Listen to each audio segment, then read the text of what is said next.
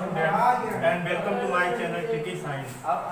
आज हम class 10th science में मानव नेत्र को लेके आए हुए हैं। इसका पीडीएफ आपको प्रोवाइड करा दिया गया है। इससे संबंधित कुछ महत्वपूर्ण जानकारियाँ थी जो वीडियो के माध्यम से आप लोगों से शेयर की जा रही है। तो मानव नेत्र वास्तव में क्या है, फिजिक्स पोर्शन में भी मानव नेत्र का एक चैप्टर है और ये चैप्टर बायो से भी रिलेटेड है। मतलब ये कह सकते हैं फिजिक्स में और बायो में दोनों में मानव नेत्र आपको मिलेगा पढ़ने को। ठीक, तो लगभग सारी चीज़ें सेम है, सब कुछ वही कुछ है। तो इसके पहले के जो वीडियो भेजे गए हैं उसको आप लोग कंटिन्यू देख रहे होंगे, तो इस वीडियो को भी देखिएगा, समझने की कोशिश करिएगा और जो चीज़ न समझ में आएगा तो उसको आप कमेंट करिएगा, समझाइएगा। ठीक, चलिए हम लोग शुरू करते हैं मानव नेत्र। मानव नेत्र की कुछ विशेषताओं को समझ लेते हैं पहले, चैप्टर को समझने से पहले। कि जैसे पता है कि मानव नेत्र क्या है, एक प्रकाशिक यंत्र है। ठीक, मानव नेत्र एक प्रकाशिक यंत्र है और इसमें क्या होता है कि इसका व्यास जो होता है वो 25 मिलीमीटर, लगभग कितने मिलीमीटर का व्यास होता है, 25 मिलीमीटर का व्यास होता है। और नेत्र में वस्तुओं का वास्तविक प्रतिबिंब कहाँ बनता है, रेटिना पर बनता है। ठीक, अगर हम मानव नेत्र की बात करें तो मानव नेत्र में रेटिना जो होती है उसमें वास्तविक प्रतिबिंब बनता है। इसका व्यास 25 मिलीमीटर होता है और यह वास्तव में क्या होता है, एक प्रकाशिक यंत्र है। अब आइए इसके अलग अलग भागों को अलग अलग तरीके से डिवाइड करके समझने की कोशिश करते हैं कि वास्तव में मानव नेत्र होता क्या है, इसके कितने भाग होते हैं, किन किन भागों का क्या क्या कार्य है। तो आप लोग देख सकते हैं डायग्राम बनाया गया है मानव नेत्र का। तो मानव नेत्र का डायग्राम बना है जिसमें दिखाई दे रहा है कि ये जो बाहर वाला भाग है ये होता है दृढ़ पटल। ठीक, अब इसके अंदर का ये जो काला वाला भाग है, ब्लैक लाइन दिख रही है, ये इसका रक्तक पटल कहलाता है। सबसे अंदर वाला भाग जो परत होती है वो रेटिना की होती है। इसके बाद पीत बिंदु पाए जाते हैं और सबसे नीचे की ओर अंध बिंदु होते हैं। ठीक, अभी इनको हम डिटेल में समझाएंगे कि किसका क्या कार्य है, कहाँ से कैसे होता है। ठीक, पहले ये समझिए कि मानव नेत्र के भाग कौन कौन से होते हैं। तो मानव नेत्र के भाग कौन कौन से, कि नेत्र का सबसे बाह्य आवरण जो हुआ वो हमारा कहलाएगा दृढ़ पटल, अंदर वाला आवरण कहलाएगा रक्तक पटल और सबसे अंदर वाला आवरण जो होगा वो रेटिना कहलाता है। कि इसके बाद पीत बिंदु पाया जाता है, पीत बिंदु के जस्ट नीचे होता है अंध बिंदु और अंतिम में होती है प्रकाश सिराएं। प्रकाश सिराएं मतलब कि जो प्रकाश किरण को लेके मस्तिष्क तक जाती है उनको प्रकाश सिराएं कहते हैं। आगे की ओर देखें तो आगे की ओर मांसपेशियों का बना एक लेंस पाया जाएगा और लेंस के जस्ट नीचे आइरिस होती है। ठीक, बाहर की ओर जो उभरा हुआ भाग होता है, मतलब निकला हुआ भाग होता है, वो कॉर्निया कहलाता है और इसमें जलीय द्रव भरे हुए होते हैं। तो आइए चलते हैं एक एक अलग अलग चीज़ों पे, अलग अलग इसके भागों पे डिस्कशन करते हैं, समझने की कोशिश करते हैं। जो पहला भाग है दृढ़ पटल, पहला भाग इसका दृढ़ पटल है। दृढ़ पटल समझने की कोशिश करते क्या होता है कि मनुष्य का नेत्र एक खोखले गोले के समान होता है।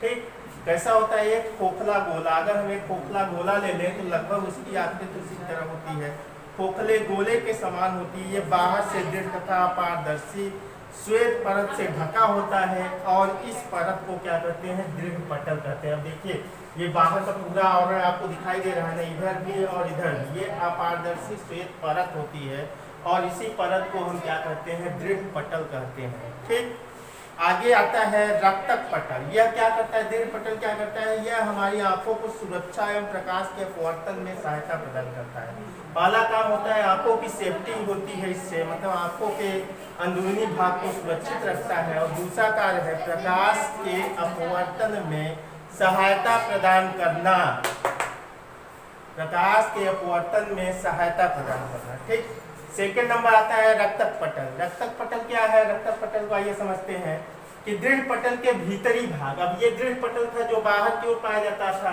अब ये अंदर की ओर जो भाग होगा, जो काले रंग की एक झिल्ली लगी होती है और इसी झिल्ली को हम वास्तव में क्या बोलते हैं, रक्तक पटल कहते हैं। ठीक ना, तो तो रक्तक पटल क्या है कि आंख पर आपतित होने वाले प्रकाश का अवशोषण करना और आंतरिक परावर्तन को रोकना। इसका कार्य क्या है कि आंख में जो प्रकाश की किरणें आपतित हो रही हैं उसको अवशोषित करेगी और अवशोषित करने के बाद प्रकाश के अपवर्तन में सहायता प्रदान करेगी। ठीक, तो ये कार्य किसका है? रक्तक पटल का है। रक्तक पटल के बाद आती है हमारी कॉर्निया। कॉर्निया का क्या कार्य है देख लेते हैं कि दृढ़ पटल के सामने एक भाग उभरा तथा पारदर्शी होता है। जो दृढ़ पटल होता है उसके जस्ट सामने क्या होगा? उभरा और पारदर्शी भाग होता है और इसी भाग को हम क्या कहते हैं? कॉर्निया कहते हैं। नेत्र में प्रकाश इसी भाग से होकर प्रवेश करता है। अगर ये कहे कि प्रकाश किस भाग से होकर प्रवेश करता है तो प्रकाश होकर कहाँ प्रवेश करेगा? नेत्र में प्रवेश करेगा। ठीक, अगला आता है कॉर्निया के बाद है आइरिस, परिचारिका अथवा आइरिस। आइरिस का क्या कार्य है ये समझते हैं कि कॉर्निया के पीछे एक रंगीन एवं अपारदर्शी झिल्ली का पर्दा होता है जिसे आइरिस कहते हैं। कॉर्निया के पीछे, कॉर्निया से क्या होगा? प्रकाश जो लाइट होगी वो नेत्र के अंदर जाएगी और जैसे इसके अंदर जाएगी वहां पे आइरिस पाया जाता है। ठीक, मतलब कहने का मतलब कि कॉर्निया के जस्ट पीछे आइरिस होता है। ठीक, अगली आती है पुतली अथवा नेत्र तारा। पुतली अथवा नेत्र तारा क्या है कि आइरिस के बीच में एक छिद्र होता है। आइरिस जहाँ पे होगा यहाँ पे क्या होगा? एक बीचों बीच छिद्र पाया जाएगा।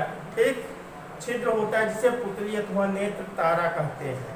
कॉर्निया से आया प्रकाश पुतली से होकर लेंस में पड़ता है। जैसे कॉर्निया से प्रकाश आया पुतली से होते हुए किस पे पड़ेगा? लेंस पे पड़ेगा और पुतली नेत्र में प्रकाश की उचित मात्रा को रोकती है। मतलब पुतली का कार्य क्या है कि प्रकाश की सामंजस्य को बैठाना। मतलब अधिक प्रकाश अगर आ रहा है तो पुतली क्या होती है? सिकुड़ जाती है, जिससे कम प्रकाश जाता है और जब कम प्रकाश होता है तो पुतली क्या होती है? फैल जाती है, जिससे नेत्र में अधिक प्रकाश जाता है। ये वास्तव में प्रतिबिंब में सहायता प्रदान करता है बनाने और उसको वास्तविक रूप से दिखाने के लिए। ठीक, अगला आता है नेत्र लेंस। नेत्र लेंस समझ लेते हैं कि आइरिस के ठीक पीछे, अब आइरिस कहाँ है? आइरिस ये है, इसके ठीक पीछे क्या होगी? नेत्र लेंस। पारदर्शी उत्तक का बना द्वि उत्तल लेंस होता है जिसे नेत्र लेंस कहते हैं। एक लेंस होता है और ये लेंस कैसा होता है? उत्तल लेंस होता है और इसी लेंस को नेत्र लेंस कहते हैं। अगला आता है नेत्रोद अथवा जलीय द्रव। तो नेत्रोद अथवा जलीय द्रव क्या है कि कॉर्निया तथा लेंस के बीच के भाग को नेत्रोद कहते हैं। जो कॉर्निया और लेंस के बीच का भाग होगा, कॉर्निया क्या हो गई? ये हो गई और लेंस ये हो गया। अब इसके बीच का भाग यानी कि ये वाला भाग जो है ये हमारा भाग पूरा का पूरा क्या कहलाएगा? नेत्रोद कहलाएगा अथवा जलीय द्रव कहलाएगा। इसमें जल की तरह नमकीन द्रव भरा होता है जिसे जलीय द्रव कहते हैं। इसमें द्रव होता है जो कैसा होता है? नमकीन होता है। ठीक ना? और आप लोगों को पता भी होगा कि आंसू जो होता है उसमें एक विशेष प्रकार का एंजाइम पाया जाता है। उस एंजाइम का नाम आप लोग बताइएगा कमेंट्स में करके कि उस एंजाइम को क्या कहते हैं। ये हमारा होमवर्क है कि आंसू में पाए जाने वाले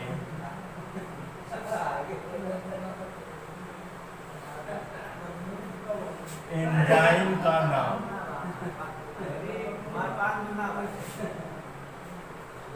आंसू में कौन सा एंजाइम पाया जाता है? आप लोग कमेंट सेक्शन में जाकर कमेंट्स करिएगा, बताइएगा। आगे हम लोग चलते हैं जहाँ पे थे। क्या चल रहा था कि नेत्र लेंस जलीय द्रव हो गया। ठीक, अगला आता है काचाभ कच्छ अथवा काचाभ द्रव। काचाभ कच्छ अथवा काचाभ द्रव क्या है आइए इसको समझते हैं।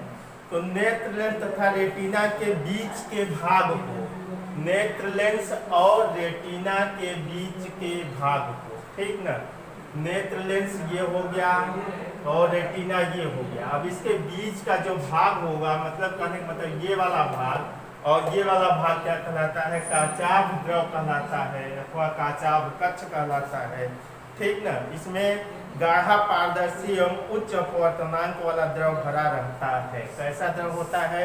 गाढ़ा पारदर्शी एवं उच्च अपवर्तनांक। इसका अपवर्तनांक क्या होता है? बहुत ज्यादा होता है। ठीक। तो ये होता है हमारा काचाभ कक्षत्वा काचाभ द्रव। अगला आता है मोस्ट इंपॉर्टेंट रेटिना। रेटिना क्या है कि रक्त पटल के नीचे, रक्त पटल है, आप देख सकते हैं ये यहाँ पे रेटिना है कि रक्त पटल के ठीक नीचे सबसे अंदर की ओर एक पारदर्शी झिल्ली होती है जिसे रेटिना कहते हैं, इसे दृष्टि पटल भी कहते हैं। और रेटिना पर ही क्या होता है मतलब कि प्रतिबिंब बनता है। हमारा जो प्रतिबिंब का निर्माण होता है कहाँ पे होता है, रेटिना पर होता है। ठीक। अगला आता है पीत बिंदु। पीत बिंदु क्या है कि रेटिना के बीचों बीच एक पीला भाग पाया जाता है। ठीक। रेटिना के बीचों बीच एक पीला भाग पाया जहां पर बना हुआ प्रतिबिंब सबसे अधिक स्पष्ट दिखाई देता है। सबसे अधिक स्पष्ट प्रतिबिंब कहाँ दिखाएगा, स्पष्ट प्रतिबिंब दिखेगा हमारा कहाँ पे, पीत बिंदु, स्पष्ट। अगला आता है अंध बिंदु। क्या है होता है कि रेटिना के जिस स्थान को छेद कर, अंध बिंदु क्या है कि ये देखिए ये बीचों बीच का भाग है ना, रेटिना के जिस स्थान को छेद कर दृष्टि तंत्रिकाएं मस्तिष्क को जाती है वहां प्रकाश का कोई प्रभाव नहीं पड़ता। इस कारण से अंध बिंदु कहते हैं या ब्लाइंड स्पॉट बोलते हैं। क्यों? क्योंकि यहाँ पे प्रकाश का कोई प्रभाव नहीं पड़ता और जो तंत्रिकाएं होती हैं ये आपस में एक दूसरे को विच्छेद करते हुए कहाँ निकल जाती है, मस्तिष्क की ओर निकल जाती है जहाँ पे मस्तिष्क को ये संदेश देती है। ठीक। तो ये थे मानव नेत्र के विभिन्न भाग और उन भागों के अलग अलग कार्य। अब नेत्र का कार्य क्या है वो थोड़ा समझ लेते हैं कि जब प्रकाश किरणें कॉर्निया पर आपतित होंगी, जैसे कॉर्निया पर ये प्रकाश की किरणें गिरेगी, ठीक ना, तो आपतित होती है तो ये किरणें अपवर्तित होकर क्रमशः अपवर्तित तो होती हैं और अपवर्तित तो होकर किधर की ओर जाती हैं, अपवर्तित होकर जाती हैं जलीय द्रव में, लेंस में और काचाभ द्रव में होते हुए रेटिना पर जाती हैं। लास्ट में कहाँ जाती हैं, रेटिना पे। उसके पहले कहाँ कहाँ जाएंगी, जलीय द्रव में जाएंगी, काचाभ द्रव में और लेंस पे। और रेटिना पर वस्तु का उल्टा प्रतिबिंब बनता है। रेटिना पे प्रतिबिंब कैसा बनता है, वस्तु का उल्टा बनता है और प्रतिबिंब की सूचना प्रकाश तंत्रिकाओं द्वारा मस्तिष्क में पहुंचती है जहाँ पे मस्तिष्क इसके आभासी एवं वास्तविक प्रतिबिंब का वास्तव में आभास करता है। कहने का मतलब जो वस्तु का प्रतिबिंब रेटिना पे बनेगा वो कैसा बनेगा, वस्तु उल्टा प्रतिबिंब बनेगा। लेकिन जब ये प्रकाश की किरणें इस संदेश को लेकर मस्तिष्क तक जाएंगी तो मस्तिष्क उसका वास्तविक एवं आभासी प्रतिबिंब बनाता है। ठीक। तो ये थे कुछ इम्पोर्टेंट टॉपिक थे जो मानव नेत्र से थे। मानव नेत्र के अलग अलग भाग थे, कौन कौन से भाग पाए जाते हैं और नेत्र के क्या कार्य हैं।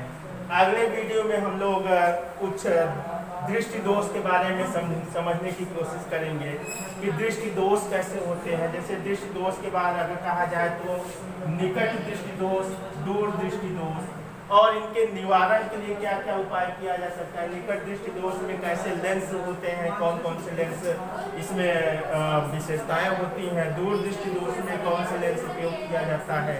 ठीक। और कुछ आँख संबंधी बीमारियां, जो आँख से रिलेटेड कुछ बीमारियां हैं जैसे ग्लूकोमा हो जाता है, ठीक, मोतियाबिंद हो जाता है, तो इन सारी चीज़ों को कैसे होते हैं, कैसे इनका निदान किया जा सकता है, इन सब पे हम लोग भी डिस्कशन करेंगे।